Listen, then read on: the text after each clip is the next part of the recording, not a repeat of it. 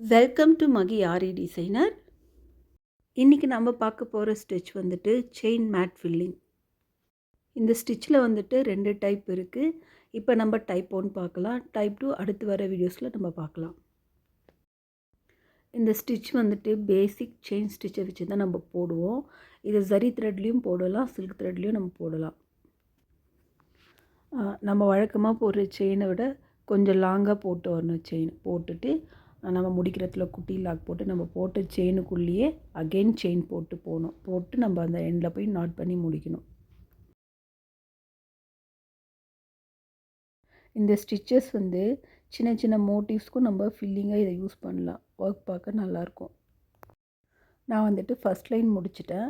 அடுத்தது பக்கத்துலேயே ஒரு குட்டி லாக் போட்டுட்டு நெக்ஸ்ட் லைன் ஸ்டார்ட் பண்ணுறேன். இந்த மாதிரி டபுள் செயின் மாதிரி நம்ம நெருக்கமாக போடுறப்ப கேப் தெரியாமல் பார்க்க ஃபில்லிங் நீட்டாக இருக்கும். இங்கே வந்து நான் உங்களுக்கு 2 லைன் மட்டும் போட்டு காட்டுறேன், பாருங்கள் எப்படி இருக்குன்ட்டு. குட்டி லாக் போட்டுட்டு மறுபடியும் டேர்ன் பண்ணி ரிவர்ஸ்லேயே கொண்டு போய் நம்ம போட்ட செயினுக்குள்ளேயே அதே போல் செயின் போட்டு வரணும்.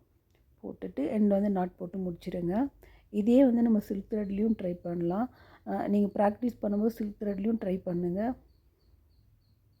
நான் வந்துட்டு இங்கே சில்க் த்ரெட் எடுத்திருக்கேன். டபுள் பெல் பிராண்டில் சில்க் த்ரெட் ஒர்க் பண்ணும்போது 2 ஸ்டாண்ட்ஸாக போட்டு ஒர்க் பண்ணுங்கள். இந்த மாதிரி தான் லாங்காக போட்டு வரணும். சில்க் த்ரெட்டில் பண்ணும்போது கொஞ்சம் கேர்ஃபுல்லாக பண்ணுங்கள்.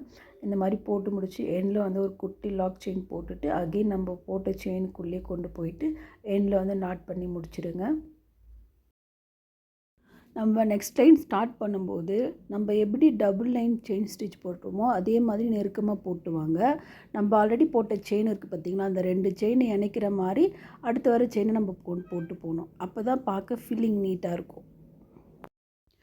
வீடியோ வந்துட்டு ஸ்கிப் பண்ணாமல் பாருங்கள். அப்போ தான் நான் என்ன சொல்கிறேன்னு உங்களுக்கு புரியும்.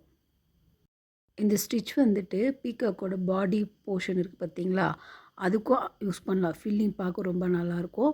அப்புறம் இந்த லோட்டஸ் டிசைன், மேங்கோ டிசைன் இதுக்கெல்லாமும் உள்ளே ஃபில்லிங் பண்ணும்போது பார்க்க ரொம்ப அழகாக இருக்கும். நான் வந்துட்டு இங்கே இந்த மாதிரி நெக் ஷேப் வரைஞ்சிருக்கேன். இதில் வந்துட்டு எப்படி நம்ம இந்த ஸ்டிச்சை யூஸ் பண்ணலான்னு பார்க்கலாம். நான் வந்து ஃபஸ்ட்டு வந்து சிங்கிள் லைன் ஜரியில் தான் போட்டிருக்கேன். ஃபஸ்ட்டு வந்துட்டு ஜரியில் ஒரு லைன் போட்டு முடிச்சுட்டு அடுத்தது சில்க் த்ரெட்டில் நம்ம ஸ்டார்ட் பண்ணலாம். இந்த ஷார்ப்பான எட்ஜஸ் இருக்குது பார்த்திங்களா, நம்ம ஆல்ரெடி போட்ட செயினை போட்டு வந்துட்டு அங்கே குட்டி லாக் போட்டு அதுக்கப்புறம் ஆப்போசிட் டைரெக்ஷனில் கொண்டு போங்க. அப்படி எடுக்கும்போது இந்த ஷேப் பார்க்க நல்லாயிருக்கும். இங்கே வந்துட்டு நான் 1 இன்ச்சுக்கு தான் நெக்லைன் வரைஞ்சிருக்கேன். இந்த மாதிரி சின்ன சின்ன மோட்டிவில் வந்து கர்வ் லைன் வந்து ரொம்ப நெருக்கமாக இருக்கும். அப்படி போடும்போது ஷேப் கொஞ்சம் மாறின மாதிரி இருக்கும். நீங்கள் இப்போ ப்ராக்டிஸ் பண்ணும்போதே நீங்கள் இந்த மாதிரி ப்ராக்டிஸ் பண்ண ஆரம்பிச்சிட்டிங்கன்னா நீங்கள் ப்ளவுஸில் வந்து ஒர்க் பண்ணும்போது உங்களுக்கு ஈஸியாக இருக்கும். ஆரி ஒர்க் கற்றுக்கிறதுல பிகினராக இருக்கீங்க அப்படின்னா இந்த ஸ்டிச்சை நீங்கள் மறக்காமல் ட்ரை பண்ணுங்கள். இந்த ஸ்டிச்சு வந்து உங்களுக்கு ரொம்ப ஈஸியாக வரும். நீங்கள் செயின் மட்டும் நல்லா ப்ராக்டிஸ் பண்ணால் போதும். இந்த ஸ்டிச்சை நீங்கள் சூப்பராக போட்டு முடிச்சிடலாம். அடுத்த லைன் வந்துட்டு சில்க் த்ரெட்டில் ஸ்டார்ட் பண்ணலாம். நீங்கள் வந்து ஸ்டார்ட் பண்ணும்போது நம்ம ஜரி லைன் இருக்குது பார்த்திங்களா, ஆல்ரெடி போட்ட லைனை ஒட்டியே தான் நல்லா போட்டு வரணும், கேப் தெரியாமல். அப்போ தான் ஒர்க் பார்க்க நீட்டாக இருக்கும். இதே மாதிரி லாங்காக செயின் போட்டு வந்துட்டு அந்த ஷார்ப் எட்ஜஸில் வந்து ஒரு கொண்டு வந்து போட்டுட்டு ஒரு குட்டி லாக் போட்டுட்டு ஆப்போசிட் டைரெக்ஷனில் கொண்டு போங்க. அப்போ தான் அந்த ஷார்ப் எட்ஜஸ் பார்க்க நீட்டாக இருக்கும். சரிங்களா, நம்ம வந்துட்டு ஒர்க் பண்ணும்போது இந்த ஷார்ப் எட்ஜஸ்லாம் ரொம்ப முக்கியமான விஷயம். இது ஷார்ப் எட்ஜஸ் வந்து நல்லா ஷேப்பாக காட்டுறது. அப்படி போடும்போது தான் நம்ம ஒர்க்கு பார்க்க நீட்டாக இருக்கும். ஒரு சின்ன செயின் தான், ஆனால் ஷேப்பை மாற்றி விட்டுரும். கவனமாக பண்ணுங்கள். நம்ம வந்துட்டு இந்த பிகினராக இருக்கீங்க, இந்த மாதிரி ஸ்டிச்சஸ்லாம் நீங்கள் ட்ரை பண்ணிங்கன்னா உங்களுக்கு ரொம்ப ஈஸியாக இருக்கும் பண்ணுறதுக்கு. இந்த ஸ்டிச் வந்துட்டு நம்ம ப்ளவுஸ்க்கு ஒர்க் பண்ணும்போது நம்ம எப்போயுமே வழக்கம் போல் 2 லைன் செயின் போடுவோம்.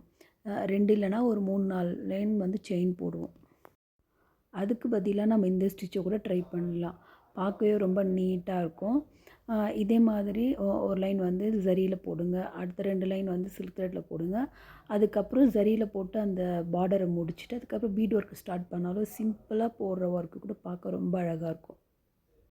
நம்ம ஸ்டிச்சஸ்லாம் நல்லா நீட்டாக வரணும் அப்படின்னா நீங்கள் வந்து ஃப்ரேமில் கிளாத் ஏற்றும் போது நல்லா டைட் பண்ணி வச்சுக்கோங்க. First point. செகண்ட் வந்து நீங்கள் வந்து நீடில் வந்து 90 டிகிரியில் தான் வச்சு ஒர்க் பண்ணணும்.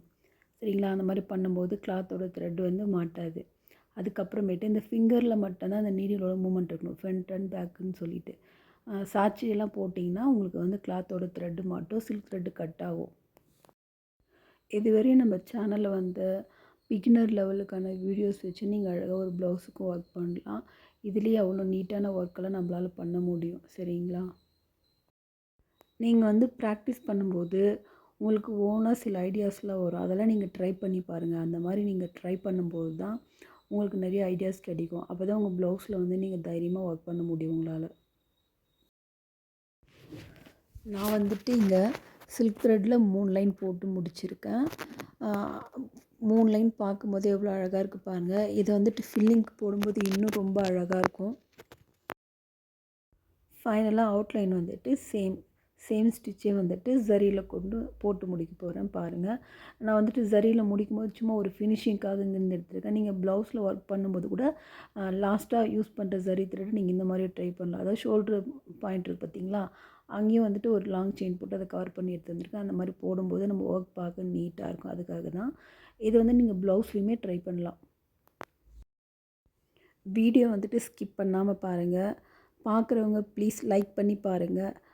லைக் பண்ணிவிட்டு சப்ஸ்கிரைப் பண்ணி வச்சுக்கோங்க. அதில் வந்து பெல் ஐக்கானை டச் பண்ணி ஆல்ன்ட்டு சிம்மில் டச் பண்ணி வச்சிங்கன்னா தான் நான் அடுத்தடுத்து போடுற வீடியோ வந்து உங்களுக்கு நோட்டிஃபிகேஷனாக வரும்.